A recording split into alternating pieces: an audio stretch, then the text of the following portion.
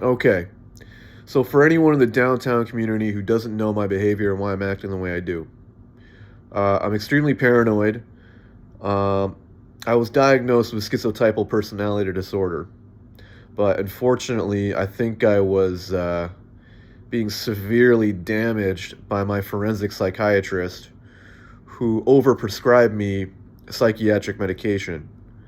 So, I mean, you know, uh, I was put on antipsychotic medication from a very early age, probably 16 years of age, and then, I'm 32 now, right? So, you're generally not supposed to prescribe, 600 milligrams or 500 milligrams of, of Seroquel or quetiapine or whatever. I was put on a dose of like 1,500 milligrams of Seroquel. So it was pretty intense. So it changed my brain chemistry forever. Uh, Whether or not that has to do with why I'm paranoid, I don't know. They say I'm schizotypal, it's whatever. But if you don't know, I've had a huge amount of trauma and pain in my life, as you'll probably soon fucking realize. If it hits the news, you're gonna really fucking know. You're gonna get all the details. It's gonna be out there. Who gives a fuck? It's whatever. But I just want you to know, right? Like, uh, there's overlap between post-traumatic stress and psychopathy. And I'll be talking about psychopathy a lot because I've experienced it on children's psych wards and in, youth detention centers and all throughout my life, really. I've, experienced and had to deal with psychopathy. So I know it quite well, right? But there's overlap between psychopathy and post-traumatic stress. If you don't know, I have very dark eyes because of it, right? And my eye is pulsating because of the stress level. I'm kind of getting old now.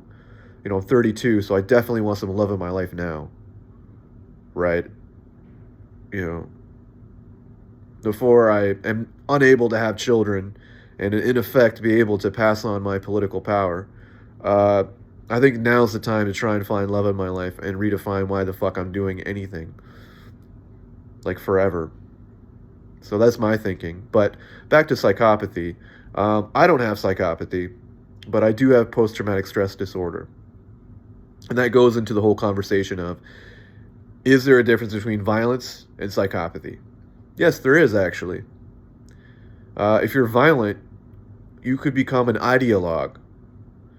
You could become, a part of an extremist movement or some sort of religious cult or group.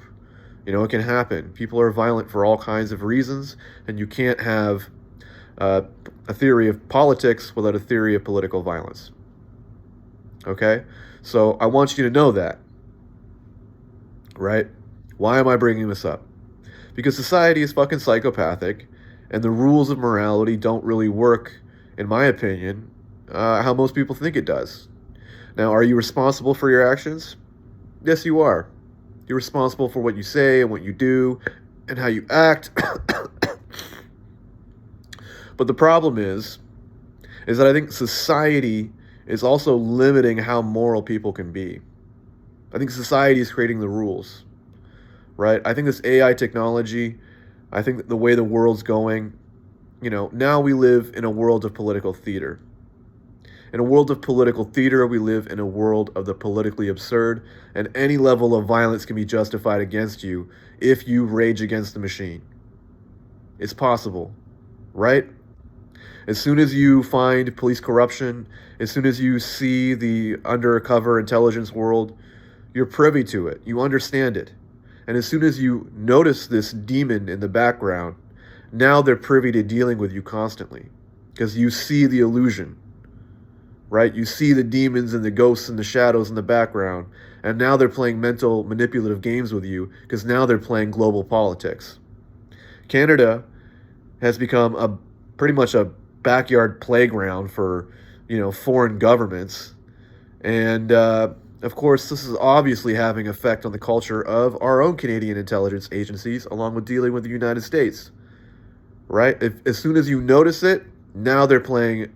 Now they're playing political games. Now they're playing political power. Part of that undercover network is, journalists who are taking cues from the police, right? The police are taking cues from these intelligence agencies. And the news media and the police intelligence agencies are taking cues from all this corporate espionage, right? Once you see it, now you're a target of all this mental manipulation and abuse and torture. That's what it is.